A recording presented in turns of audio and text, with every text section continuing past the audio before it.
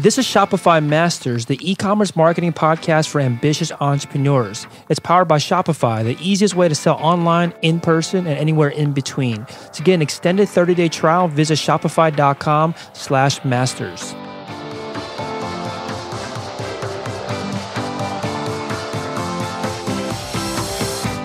Hey entrepreneurs, my name is Felix and I'm the host of the Shopify Masters podcast. Each week we put out podcast interviews with successful e-commerce entrepreneurs or experts to give you inspiration, motivation, and actionable tips to increase your traffic and sales so your store can generate the sales you need to live the life you want. On the last episode, Jimmy Hickey told the story of how he drove $28,000 from one viral Reddit post. On today's episode, you'll hear from an entrepreneur that created a testing framework that he used to build a $10 million business. In this episode, you'll learn how to survey people in person to validate a product or a business idea, how to differentiate yourself in a competitive marketplace, and how to find and hire people that are smarter than you. Today, I'm joined by Rich Fulop from brooklinen.com. That's BROOKLINEN.com. Brooklinen supplies simple and beautiful bedroom basics delivered straight to your door. Was started in 2013 and based out of Brooklyn, New York. Welcome, Rich.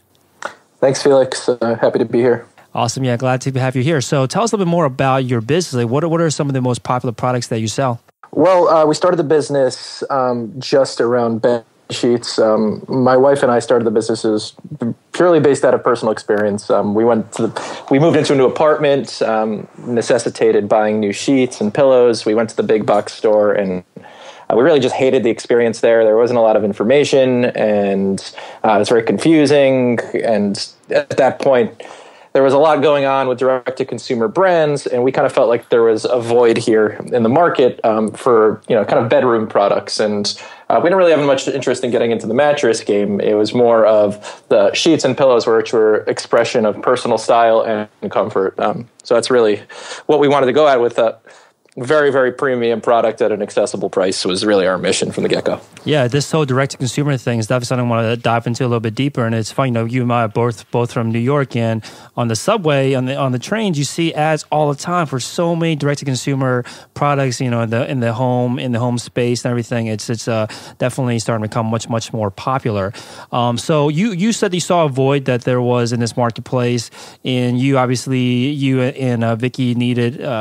Didn't enjoy the experience of the retail experience that you had gone through, so you decided to start a business. Like, what were the first steps towards that? Because people out there that are listening might be thinking, yes, I see a void. I also have a pain or an itch that I want to scratch myself. How do I what are the very next steps to take? Yeah, well, we took a very unconventional route, especially when you compare us to all the other direct-to-consumer brands out there. I was in business school at the time. I was in NYU, and my wife was working in public relations for an agency right when this was going on. And, in our spare time, we shopped at, albeit Everlane or Warby Parker or Harry's, and there was just nothing going on here. So that's when we saw the opportunity. At the same time, while I was in school, the opportunity cost to really go after this and pursue this idea was very low because I didn't have another job that I had to set aside. I had access to all these resources of all my professors and like a network of students that were really either connected or experienced or knowledgeable about different areas. So it kind of fed into the whole narrative of, why not just go for it and see what happens? And I can't even tell you how many people told us we were crazy or stupid. Who wants to get into the bed sheets business in 2016? But, we've proven them wrong pretty much every step of the way. And Kickstarter was really the first way to validate the idea. Makes sense. So you had this, you had, I guess, background or connections with your school and everything. Did you already have experience launching businesses in the past, or was this your very first kind of entrepreneurial project? Vicky and I, neither of us had any experience starting a business. We always had an itch we wanted to scratch. We always envisioned ourselves, starting our own company, a brand that we can really tailor to our own tastes and run the way we wanted. We'd both been part of companies that had, company culture that we didn't love so much. So we really had ideas of what we would do better. And it was really just, we wanted to pursue it and just went for it. Additionally, I can't tell you how many people told us we were stupid and crazy. Investors, almost every investor turned us down. I could say every institutional investor turned us down from the get-go, and that's why we had to turn to Kickstarter to really validate the idea to get that first capital in the door. we really started the business on a hunch and about $25,000, and then that went towards Kickstarter video, narrative, prototyping the products, and just kind of getting that the wheels turning at the first stage. Yeah, this I guess situation you're in where we told people about the idea, whether it be investors or friends and family, and they told you were stupid and crazy. Why didn't you listen to them? Like, how did you know to continue to pursue this, I guess, dream or goal of yours, even though everyone you were talking to was saying that it was a bad idea? And before you answer, it's a common kind of step that people take or suggest that entrepreneurs take is to try to validate the idea, right? Go out there and at least talk to people, ideally find more ways to measure, I guess, the buyer intent beyond just talking to them. But you start off by talking to people and they said that it was a bad idea. How come you continue to pursue it anyway? Felix, we had a hunch in our gut. We knew that there was a need for the product and there was a critical mass out there. We just had to find them with the right product market fit. And if we could figure out how to market and get in front of the right people, then the rest, with a great quality product, you can't stand behind a product. It's very, very difficult to sell and have true believers and evangelists if the product isn't great. So that's the most important thing. And we knew people were out there. So first and foremost, everybody has bed sheets. So we knew that there was a humongous market for it. And it's super fragmented. So nobody really knows what brand they're sleeping on. Prior to this, if you rewind 2 years ago, before this whole craze started, people would go to their designated channel, albeit the big box stores, department stores, or Amazon, and they'll just buy whatever fits their price and sounds good. They don't really have any knowledge. We thought if we could stick out from the crowd with a better value proposition in front of the right people, then we could differentiate ourselves. And what we actually did was we took the pen and pencil, we went to those stores, those locations, and we interviewed people on the spot, on the sidewalk, in the stores. What are you shopping for? How much are you spending? What are you looking for in a product? Why here? It was quick. It was about 30 seconds, and then we would just move on, just to get that validation of what people wanted. And we knew it. We did about 500 people, and we kept hearing the same things over and over. That really gave us the courage to go and pursue it further. Yeah, I definitely kind of see the hustle that you guys had to go through because, 500 people, talking to 500 people is something that, a lot of entrepreneurs or people that want to become entrepreneurs don't even think about doing because it sounds so daunting. Yep. So I think you're hinting at this earlier about how the market at the time was very, just, at the time, like 2 years ago, was very commoditized. People didn't know what they were buying. Me, myself, I'm definitely guilty of that. I walk into Bed Bath & Beyond when I'm shopping for stuff. I'll feel it, I guess, with my hands and the price matches my budget. I'll go ahead and buy. So when you see that, does that attracted you to the market rather than made you, I guess, afraid of the market? Definitely. So we did, Bed Bath & Beyond is a publicly traded company. So you can see what their numbers are like, and it's huge in the space. But a very, very small sliver of their business is actually online. Most of it's in brick and mortar. So the opportunity lied, for those types of household products are online. And there's no doubt that's where all the consumers are going in the future, particularly millennials. I am a very, very big believer in having specialty brands. Like, I think the future of commerce and e-commerce is brands like ours or the Warby Parkers for glasses and so on. It's you do one thing or, one group of things and you do them really, really well and you're the expert on that. And the markets are going to get sliced up into these, rather than these big department stores, they're going to be like these micro brands that have a lot of expertise. And there was nothing in the space, but there was a lot of opportunity there with millennials and with shopping patterns, which was a signal to us that there could be something there for a lot of money. So you think that this kind of business model could be replicated if you just look for, markets that are doing really, really well, but mostly in the offline world. And because millennials are now, making money, they're coming into the point in their lives where they have careers and ready to spend money on products, and they're going online first. That's an opportunity that you could potentially not necessarily replicate the exact business that you have, but at least be the genesis of an idea that's similar to the genesis of the idea for you guys.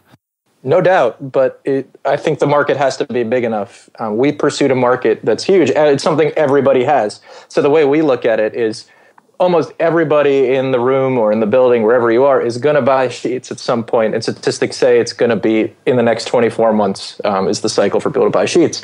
And at that point, they're going to do exactly what you did. They're going to go to Bed Bath & Beyond, walk in, And then the last thing they want to do is go back to Bed Bath & Beyond. So they'll buy whatever looks best at that moment and walk out. So it's about staying relevant and getting in front of them. And it's kind of like Inception, the Leonardo DiCaprio movie. Like if you can implant in their mind that they need this and you have a better product than the rest and they don't have to go to the store, then it kind of becomes a no-brainer to make the purchase for them. It's more convenient. It's higher quality. It ticks every box.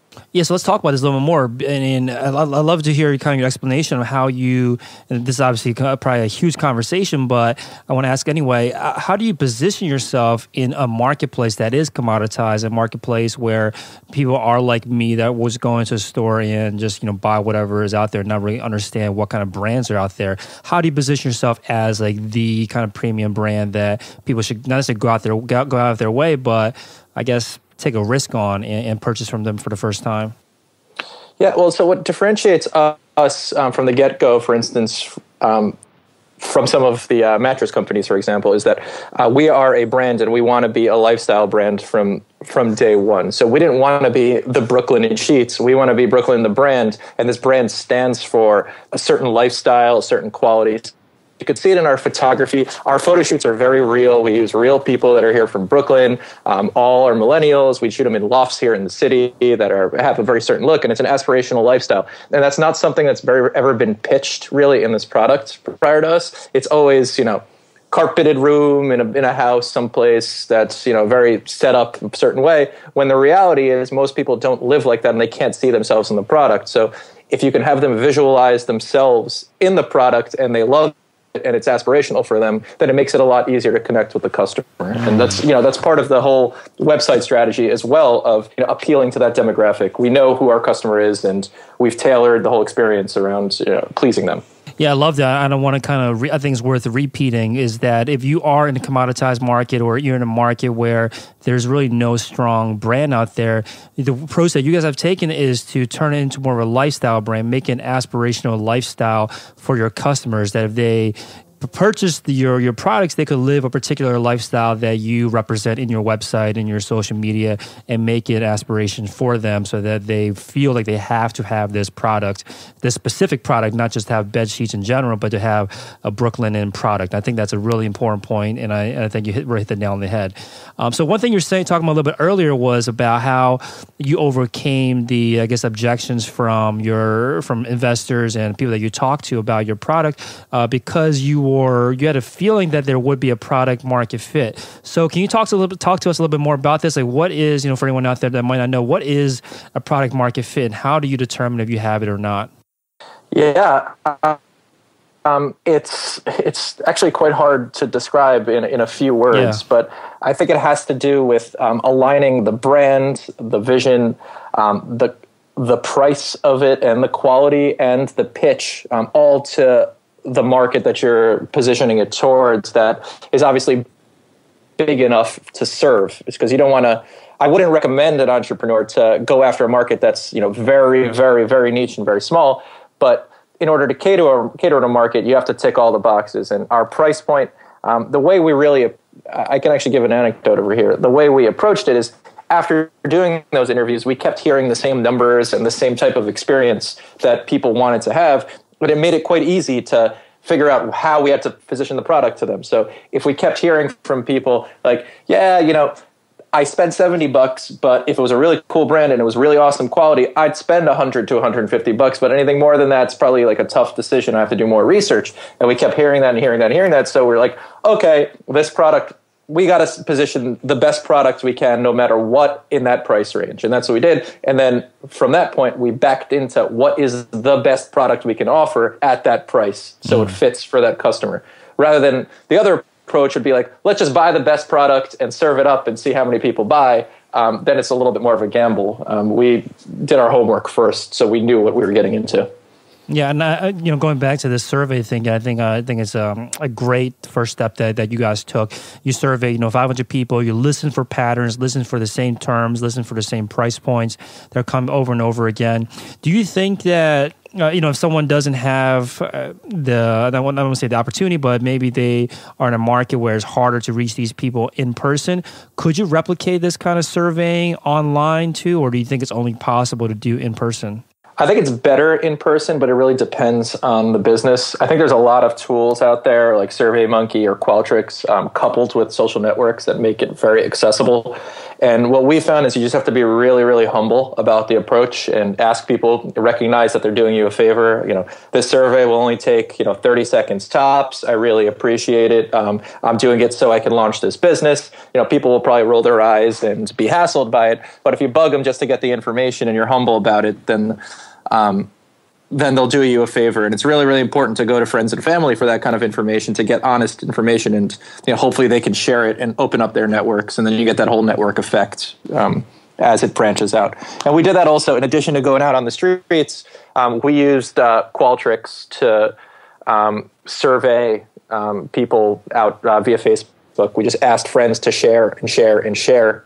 So it just got wider and wider and wider. And we got a few hundred more that way to couple with our in-person interviews. Yeah, so it sounds like you want to make these surveys, these questions brief, because like you're saying, you are, could be inconveniencing people, and you don't want to take up too much of their time since they're doing you a favor. So in that short period of time, like, how did you decide what questions were most important to ask? That's a tough question. Maybe what questions did you ask? Oh, geez, this was nearly 3 years ago. This was the end of 2013, before we even decided to get moving to do Kickstarter. It had a lot to do with pricing and shopping habits. I didn't want to ask leading questions that, I'm starting a bedsheets business and this is what I want, because then people will tell you what you want to hear. You have to skirt around it a little bit to be more strategic. Mm-hmm. So, do you shop online? Do you buy your clothes online? How often do you shop online?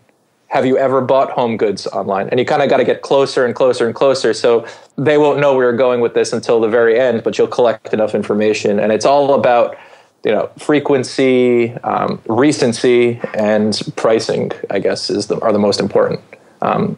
You want to sell a product that people will love and will want to buy again, again, and again, so you could keep them as customers for life. Yeah, so I think one thing you said was really important there about creating these surveys is that you don't want to ask leading questions, because people in general, when they're approached by strangers or friends, they want to do well in the conversation, because when you start asking the questions, they want to give you the right, quote unquote, right answers to please you, essentially. So when you do start asking leading questions and give them a hint of where you're trying to go with it, then the answers are going to be biased. And I think that's exactly what you're getting at, and that's why surveying is definitely very tricky. And I think there's tons of ways or tons of information out there on how to survey correctly. But I think you hit the nail on the head about trying not to be, I guess, a little bit vague in your actual goal at the end of the day, so that they don't know exactly where you're trying to get with it. Yeah. And you also, just one more note on the surveying, you have to also condition yourself. It's very easy to have thin skin, and when somebody tells you something that's not necessarily great or that you didn't think of, that you're going to go and optimize towards that.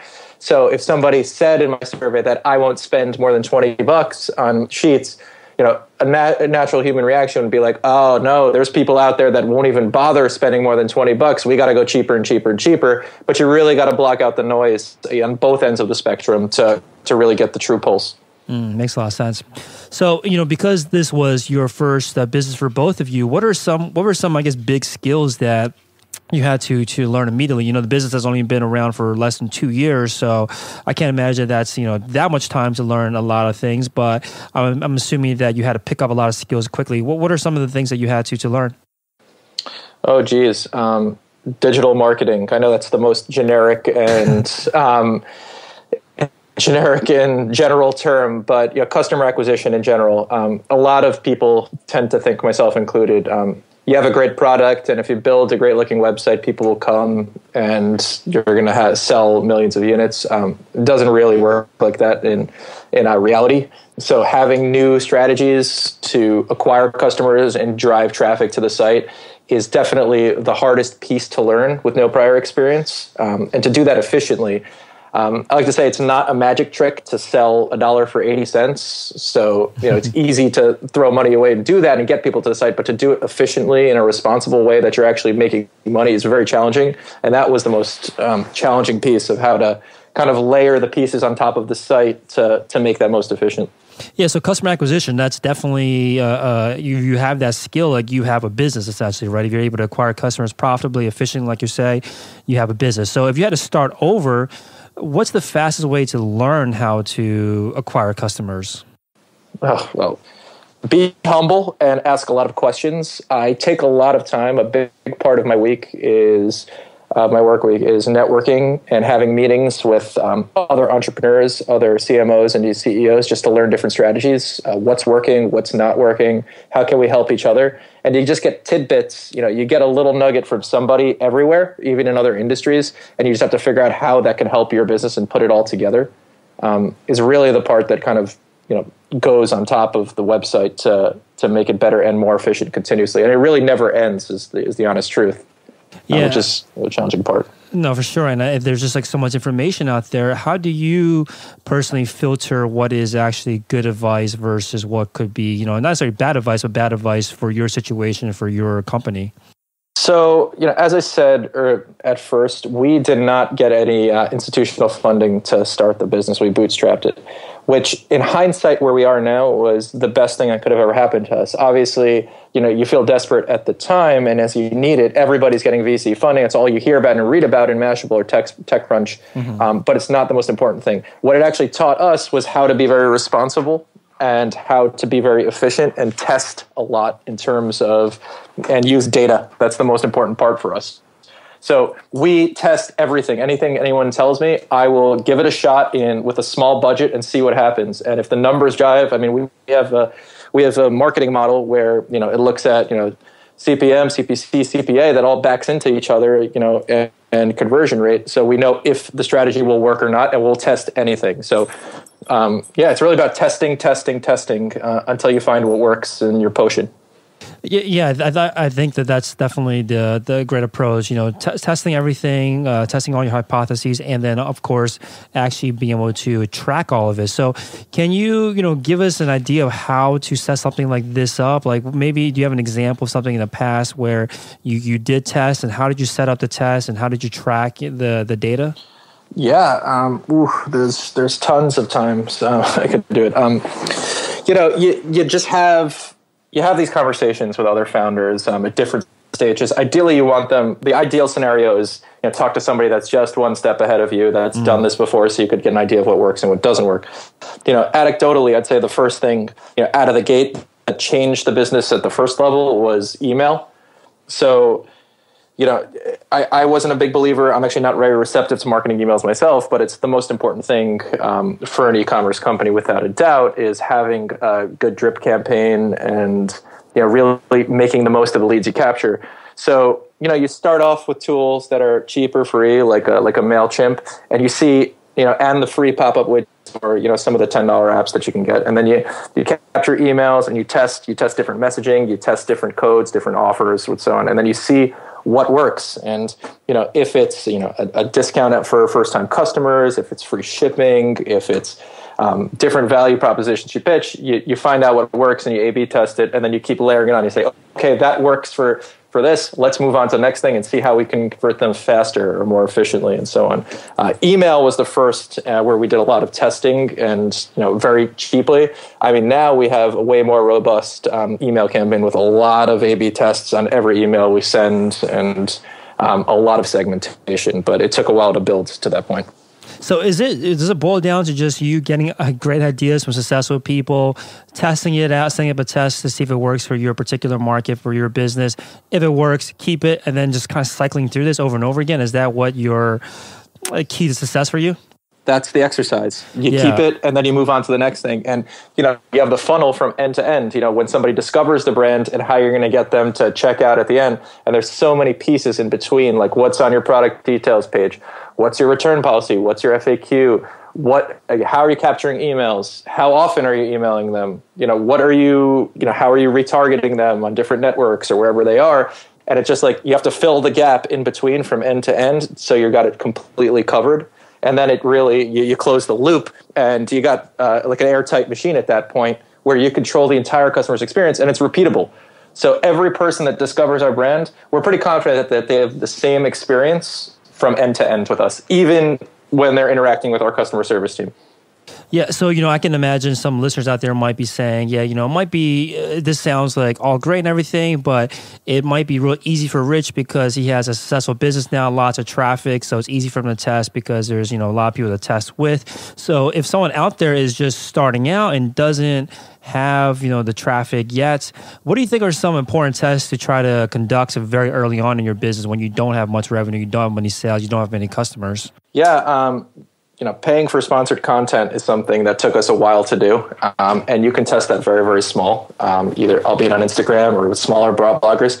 You can go to, the biggest influencer in the world, and you're paying, $20, $30, $50, $100,000 for it. But you can also go to, more niche publications or bloggers where you can try the same strategy except for a couple $100, or even have them try your product. It took us a long time to pay. We would just gift product, say, hey, these are our sheets, these are awesome, sleep on them, let us know what you think. And people were very, very receptive, and that was free. And when we see how that works, we're like, wow, this person has 5,000 people come to their blog. What happens if the person has 50,000 people or 500,000 people? And yeah, those initiatives get more expensive, but it gets more predictable in terms of ROI on those initiatives. So when you are spending the money, it's not as much of a gamble. Like if I told you we're going to pay, $10,000 to this blogger to plug the product, I can pretty much tell you what that'll return for us based on their engagement levels and who their readers are. And level one, we did it with way more niche and smaller people and people through Instagram or Facebook, and we would just gift them free products. So it would cost us nothing but the product. And if you're confident in your product that you have something great that you're selling, then it should take care of itself. And then you could test that on a small scale so you know what happens when you pay somebody huge. I like that. Test something at a small scale that can eventually be scaled up and scale with your business, which sounds like exactly what you guys were able to do. So, beginning of this kind of exercise that we were talking about, get ideas from successful people, test it out. If it works, keep it. If it doesn't, move on from it.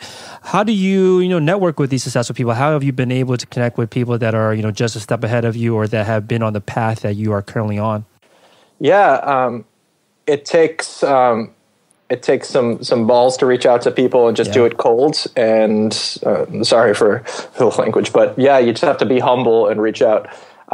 In the early days when we were getting 10 sales a day, I would see every order ticket that came in, and I could see who they are. And I have a tool like Reportive on my Gmail. So what that plugin does is it tells me, okay, it'll read my Shopify order ticket and tell me, Felix hosts the Shopify Masters podcast. So at that stage, if you were one of my first customers, I would have no shame in reaching out and being like, hey, Felix, thanks for purchasing.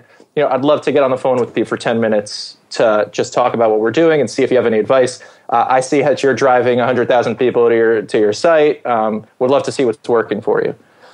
If you're not in a competitive space, people are generally willing to share and exchange ideas because you never know what someone's going to grow into. At that point, we had 10 sales a day. Now it's a totally different story, and we have tons of people doing that, and I'm willing to give people the same time that others gave me. So it's just about being humble and reaching out to people for advice. So were you reaching out to customers at first that you had come across? Or was that your first, foot in the door with meeting successful people? Yes, absolutely. It's customers. Generally when you have.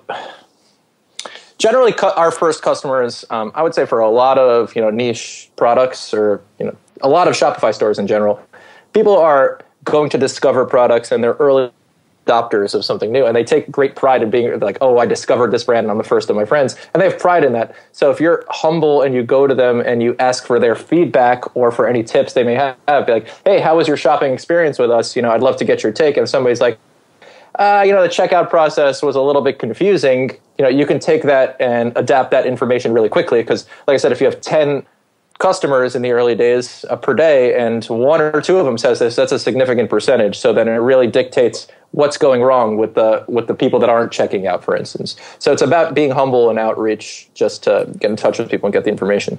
Makes sense. And do you find that, I think, for people that are maybe scared or shy to reach out to people that they don't know, it's usually because they, think that, why would this person want to talk to me? What do they get out of it? Did you have those kind of hesitations at first? And if you did, how did you get over them? In the early days, you really don't have much to lose and you have everything to gain at that point. There was times, too long ago where, you think you're close to the end, and 1 or 2 more weeks like this, and we're going to be out of business. So you could only improve at that point, and you just have to have courage to reach out and be humble and take people's advice. If you're stubborn and you think your way is the best, then you're going to get stuck, and it's going to be very, very hard to evolve with times and get better tools. I really, really am a firm believer in networking and just getting little tips from people. And if you keep hearing the same thing over and over, then it's got to be true for people that aren't telling you this. And it happens for us all the time. It's important to reach out. From time to time, one of our shipping methods will go down, for example. So it'll say, ground shipping, like it's not showing a rate. And one person will write in and say, hey guys, your shipping is not displaying a rate. And, there was 100 people before that just didn't even bother to write in. So you have to get in front of that and be proactive and reach out to people so you could learn as fast as possible. It's really, really about speed and learning fast. Unless you have unlimited money, then it's not a problem, but... No, yeah, definitely not. And I want to go back to this. I want to repeat this again because I think it's so. I love that the way you've grown their business is so straightforward. I mean, there's definitely a lot of challenges, but it boils down to something still very straightforward, which is that you listen to a lot of people, whether it be customers or other business people, other entrepreneurs, get as many ideas as possible, as much feedback as possible from them.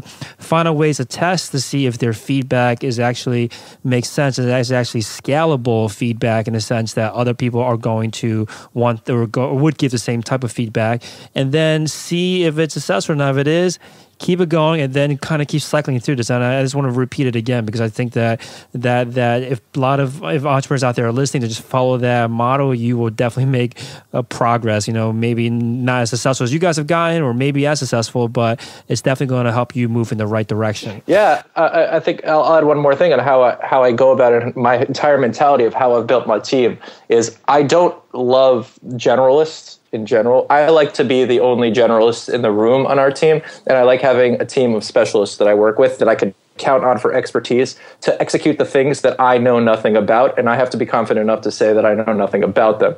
So when I have these conversations with people and they're like, Rich, Google search, is really changed the business and really, gotten us, a lot more traffic, for example, something like that, then I'd say, okay, what's the best solution I can have to do this? Am I going to hire somebody that is going to learn it on the fly on my dime, or no? I'm going to go out there and I'm going to see, who's doing this, what type of resume do they have at some of the biggest companies in the world, and how do I track down that archetypical person, albeit an agency or a person, and I want a master to come in and execute like a surgeon and fix that problem for me, and then I'll move on to the next one once I plug that hole, one at a time, sequentially. And that's how I built my entire team. Everybody's a specialist in one discipline.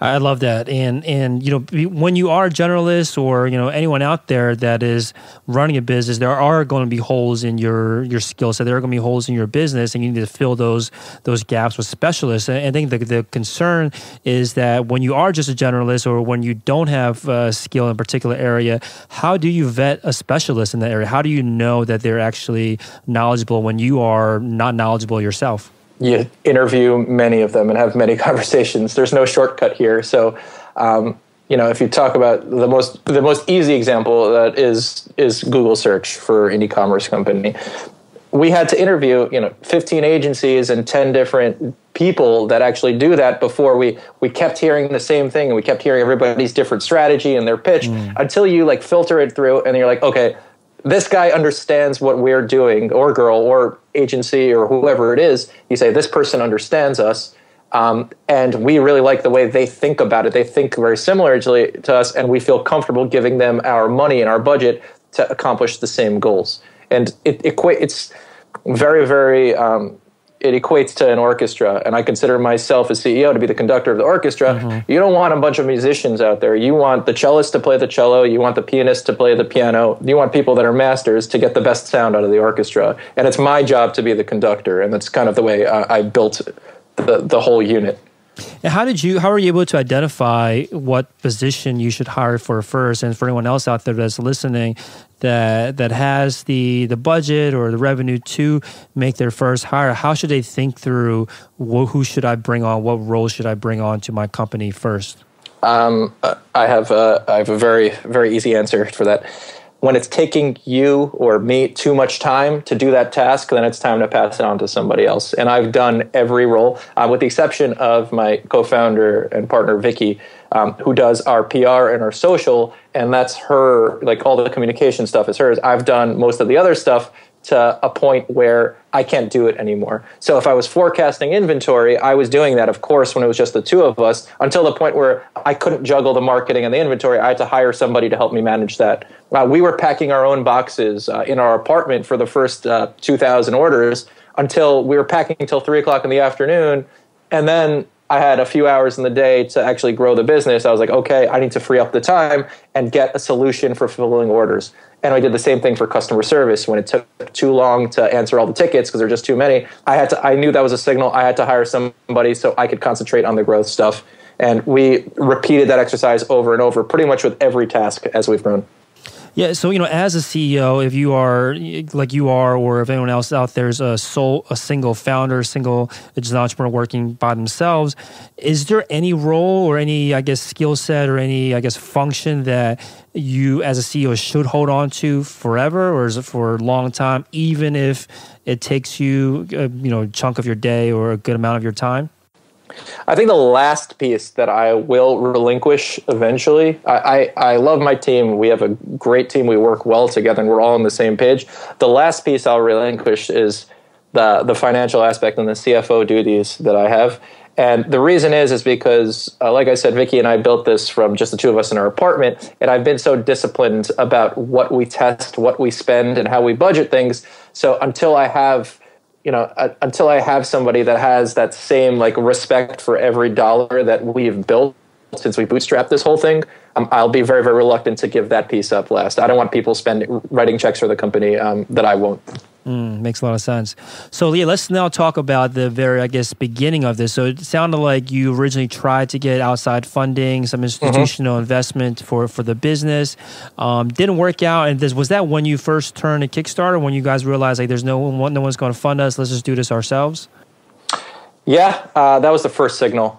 We probably had a dozen meetings through NYU where Vicky and I both went. We got connected with some VCs, and it just wasn't a sexy enough idea for a lot of them, and there wasn't enough traction. So we had to prove it ourselves. Without that funding to get it going, we had to go and prove that there was a market for it and there were people that wanted it. So what we did was Kickstarter was the logical choice to reach that people and validate it.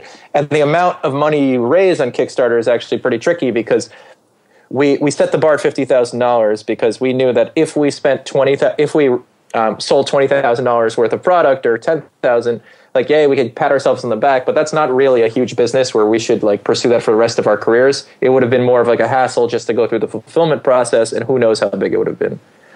50,000 was okay, if we put that over a year, that's almost $1 million, and it could be something bigger. But we ended up doing $250,000, and it kind of proved the concept for himself. And then you go back to the VCs at that point, or the investors in general, and then they say, okay, it's too early. We need to see more. Or can you do it not on Kickstarter? Or what is next? Or how do you scale this? There's always questions. And I'm not shy about saying I must have had 30 or 40 meetings with VCs, and every single one told us no. And it only motivated us more to prove that we were right and we can do this without them.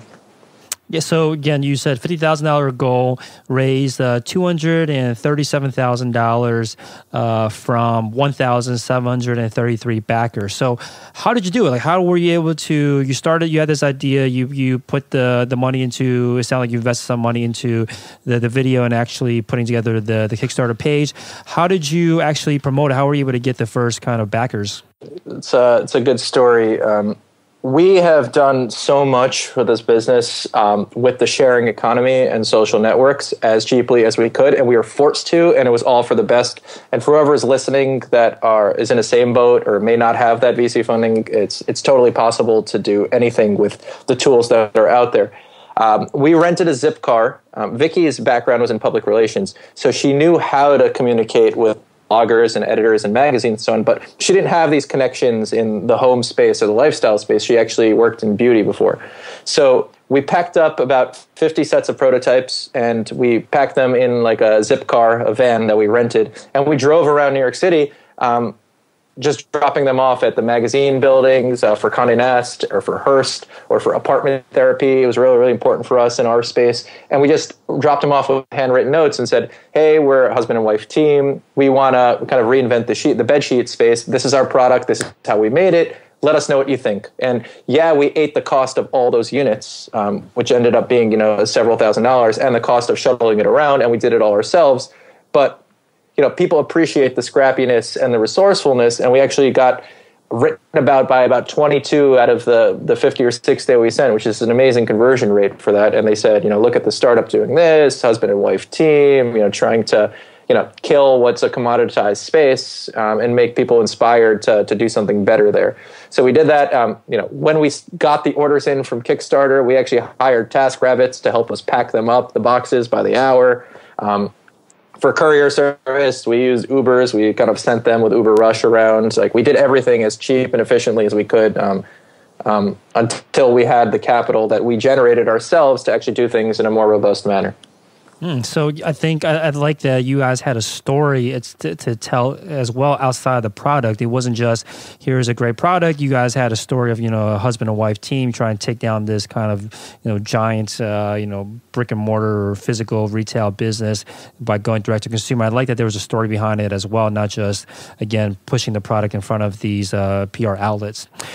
So once you were able to successfully launch this campaign, how were you able to drive the buzz, or were you able to drive the buzz from Kickstarter over to your Shopify site? Super hard. That period in between Kickstarter and like actually launching the business to be its own freestanding business is very, very hard to maintain momentum.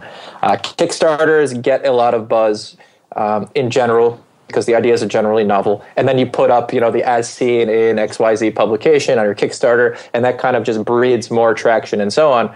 But once it's over, it's on you to actually, the founders and the entrepreneurs, to keep that going. And that was very, very hard. And that's when I kind of hit the streets and I was having these conversations, and I knew I couldn't sell anybody at that point, but I couldn't lose the momentum. So we started to collect emails and over-communicated with the people that were our Kickstarter people, our backers, to treat them like family. So we knew that was our ticket. Our early adopters were our ticket to more customers, and if they all told one or two people, then it would just kind of blossom and snowball from there. So we over-communicated emails that were not too frequent where we annoy them, but frequent enough where they're in the loop. And we said, hey, first round of production is done. We're ahead of schedule. It's on the boat on the way here, or the cotton's done, and so on. And people like that. You make them feel like they're very, very much involved. And those 1,700 people that backed us, we make them feel like they're family and they're founders. And we still communicate that in special emails that we send to them as well. We say, we consider you all founders of the company because you helped us get started and get the ball rolling here. So it's really, really about taking care of every customer at the first phase. It's really, really critical to the business. So one thing that you guys had mentioned during, I guess, the pre-interview was about how email is an important channel for you guys, and you mentioned that just now too. So was the goal of email just to keep in touch with the I guess the original backers, original customers, so that they would spread your product word of mouth? Like, what was the, I guess, strategy behind keeping in touch with them through email? Prior to the store launching in that October? Yeah, I guess just in general, like, what is the overall goal when it comes to your email strategy? It's staying relevant and top of mind for people. So, in particular with Kickstarter, I don't want to dwell too much on the Kickstarter aspect of this and more of the store, but people tend to back things and forget about it. But we wanted to make them feel very, very involved. Like, we were taking this seriously, and we wanted to deliver the product that we promised them. So what we did was we over-communicated, as I said, and then that helped drive people to the site for updates. And if they told people thereafter about it, we had a little modal on the homepage that collected email, and we said, give us your email, and you'll get early access to when we're back in stock. And we launched the store, and we incentivized people with early access and people to refer other people. And that's how we got that email list of a few thousand people to start on day one. And we converted so many people because those people were so genuinely excited and interested in the product. And it's about just keeping up momentum, and email's a great communication to do that. So I want to make sure that I want to clarify this with your Kickstarter campaign, because I've heard the same thing from other entrepreneurs about how you want to over communicate with your backers. Most people will post in the updates of your Kickstarter. You're talking about not necessarily skipping over that, but you're talking about going to email as well, right? You're emailing you have an email list of people that have backed it, and you're sending emails to the inbox and not just the updates on Kickstarter? Correct. And it's personal emails from the founding team or the founder, myself. And, when we were delayed in production, I fell on the sword. And I think people appreciate that, that I said, I'm sorry that I, overpromised on the delivery date. We had a production setback. This is our first time doing it. Please bear with us. And you tend to get responses from people like, it's okay. I appreciate the honesty and the persistence. People just want to be included and be in the loop. And as long as you're doing that, then they're okay with it. It's when you disappear and you're nowhere, then people start to get angry. And that's when they don't love the company, love the brand. Makes sense. So one thing I noticed when I was just browsing through your site earlier was that the kind of email welcome mat pop-up thing, the incentive to give my email address is to get a free shipping as, I guess, your lead magnet. So was this something that you tested for a while? How did you know to choose free shipping? Because it's not the first time I've heard of people taking the same approach where they offer free shipping as an incentive for people to give their email address up. So tell us about your experience with this lead magnet, I guess, as a way to generate or to grow your email list. Well, some of the early advice we received was nobody wants to give you their email address for free. You have to offer them something in exchange to do this. And if it's information, if it's early access, if it's shipping, if it's a discount, and so on. And I'm really, I cringe on discounts. I really don't like that. It kind of devalues the product. We don't go on sale. So we test, and we still are testing. That's actually an A/B test there of if it's first shipping, or I've seen other brands that give you, and I spoke to a founder of another brand that puts $7 in your cart towards your purchase, and they say they tested $5, $10, $15, and $7 just gets people going the most, and it's just about testing numbers, and we do the same. Sometimes we have some offers, some sweepstakes. Enter for your chance this week to win a comforter or to win a hardcore bundle. People just need some kind of motivation to actually give you the information. So that's a great opportunity to test right up front. Mm-hmm. So when you do when you have this email list, what are you sending to your email list, and how frequently are you emailing them? We email pretty frequently. We do a campaign email once a week, but we also have drip campaigns, and the drip campaigns are critical because that's the way of standardizing our customer experience, and that allows you to test. So we typically do a few emails in the first few days when the customers are in market. The thought behind that is if they got to your site, they got to it because there was some small or big degree of interest in either the company or the product, and if you're pitching it well, and if they're genuinely interested, they're going to buy either from you or a competitor or someplace else within the next few days. So you want to communicate, your value proposition as fast and efficiently as possible. So we've tested the cadence. If it's, day 1, day 3, day 5, day 4, day 7, whatever it is. I don't want to give too many details about where we are right now, but we test and we slide it around and we say, okay, what if we tell them about our great reviews on day 2? Or what if we show them our new product releases on day 2 instead of the reviews and the reviews on day 5? And you slide it around and you kind of see what people engage with the best. And it should be, in the early days, it's so noticeable because, if you jump from 10 sales to 15 sales, you got a 50% increase, right off the bat. And it's way easier to notice the differences. So what are some, so you said reviews, sometimes you'll post that like some social proof, or you're not post, but your email, social proof, or your email them about new products. What are some other important messages or important types of emails to get across in a drip campaign? I think in our drip campaign, currently we have like one product or like sales email, and it's not the first one. We have a kind of funny email that welcomes people to the list. We don't like to take ourselves too seriously. We are like a bedsheet brand, so we don't want to like act like we're so serious about it. It's a fun product. It's a fun space. People sleep in it. People are romantic in it, and so on. So we kind of play off that. We give people content of, what are 4 quick tips that you can spruce up your space with, if it's not our stuff. One is buy sheets, but the other one is, buy a plant for your bedroom, buy a candle, and so on. Just like little tips, little nuggets of information that people might appreciate, that we're not trying to be so salesy. Not everything is like, buy our sheets, buy our pillows, buy this, buy that. It's we're helping you, we're your advocate. And at the end of the day, not everyone's going to buy from us. Most people are not going to. The lion's share, 90+%. But we want them to have a good experience with us and with the brand, so at least they think that we're good people and we're honest people and we're trying to help and we're advocate. So when the time comes, they'll come back around, and that's how we treat everybody. And that's what we try to communicate first and foremost, that we're good people and our interest is not to scam you. So one other thing you mentioned in the pre-interview was about how you guys like to focus on not just how to get the customers, but then how to keep them. So talk to us a little bit about that. Like, what do you mean by keeping customers, and what are some effective ways for you to do that? At NYU, one of my favorite marketing professors taught us this example with, he called it the clock model, and it was a circle divided up into 3 slices of a pie, and it was the pre-purchase experience, the product experience that you purchase, and the post-purchase experience. And he explained that you need to, it's very hard to master all 3, but you better make sure that you master at least one if you want to have a strong brand. And from day one, I knew the product wasn't going to be perfect, because this is our first time. Like I said, I'm a first-time entrepreneur, and I have no experience in textiles or sheet space. We're self-taught of everything we did. So I knew the product would be as good as we could get it, but not perfect. We didn't have the budget to have this amazing campaign for pre-purchase, for marketing and awareness. So I knew the thing that I could do best was post-purchase, communicate with the customers and take care of those customers and try and get referrals out of them, try and get repeat purchases out of them, and then I could grow it from that angle and kind of reverse from the back end back to the front, and that'll bring us more customers. So we put an overemphasis on communication with our customers.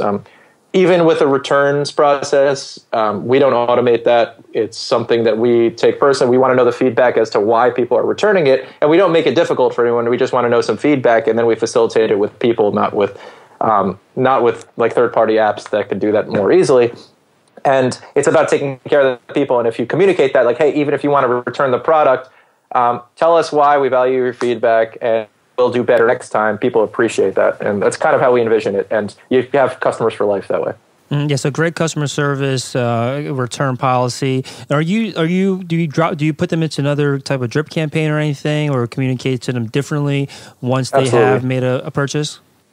Every situation is customized at this point.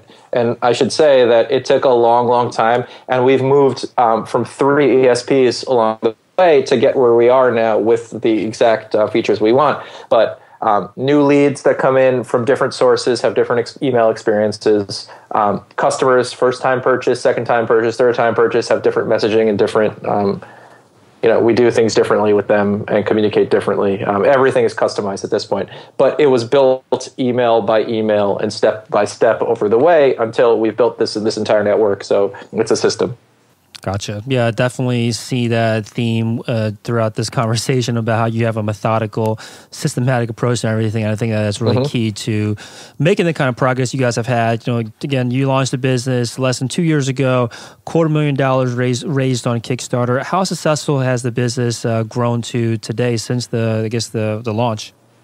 I mean, it's huge. Last year, that was. The Kickstarter was April 2014. We came out of the gates and did in that Q4 after we launched. We probably did another $250,000 or so of sales for that first year, about $500,000. We quadrupled the second year to about $2 million last year, and that was again on a shoestring budget of marketing. It was mostly referrals and organic. And this year has been pretty explosive for us. We'll easily surpass 8 figures. Soon, and we're fortunate. I'm so methodical and kind of building on building.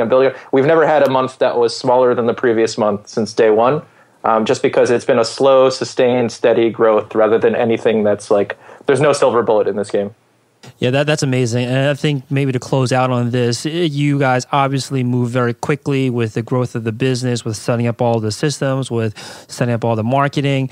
What do you think makes other business owners, people and entrepreneurs slow? Like, what is it that you think slows them down the most that maybe you or your team have been able to break through and be able to execute so quickly? That's an excellent question to end on. What makes people slow? I would say their resistance to learn and to be humble. I think it's a theme that I keep repeating is be humble and just keep talking to people. If you think you're too good for something, your brand or your company, or you know too much about something, then you probably don't, and people are being faster than you, and you don't even know about it. So it's really about talking and constantly learning. I think that's what it is. And surrounding yourself with the right people is really, really important. I would say it's borderline impossible to get to where we have without having a really, really strong team around you. So I've been really, really careful about who I've hired, and I take a long time to do that, and I make sure they have a great skill set and a great personality. And it's really, really important because we all feed off each other and we all, work together in tandem. The marketing has to move just as fast as the fulfillment and the operations aspect of it. And if you're not in sync with each other, the two wings of the business, then you're doomed to fail because either the marketing is going to move too quick to the point where you can't fulfill orders and you're sold out, or you're overstocked and you have no budget to actually spend on marketing. So everybody really needs to work together, and we do a really great job of that. Definitely the big balancing act. So what other goals do you have for the remainder of this year? Like, what are some things that the listeners can look out for from you guys? Yeah, we have some new products coming out. We do everything reactively, so we constantly take feedback from our customers, and they tell us things that are great, things that are not so great, and we adjust. So we have some new sheet materials coming out, some new product lines coming out. We're going to do some more photo shoots to get some more inspiration to our customers and our community of how they can mix and match their products to make them better. It's really, really just about growing the community that we've built and take care of them. So they want to gift items to other people and refer other people. Awesome. Thanks so much, Rich. So brooklinen.com is BROOKLINEN.com is the website. Anywhere else you recommend the listeners check out if they want to follow along with what you guys are up to? Yeah, Instagram is probably the best spot for us for social media-wise, or our Facebook. We'd love to have you come check out our stuff on our site as well. Awesome. Yeah, so we'll link all that in the show notes. Again, thanks so much for your time, Rich. Thanks, Felix. Thanks for listening to Shopify Masters, the e-commerce marketing podcast for ambitious entrepreneurs.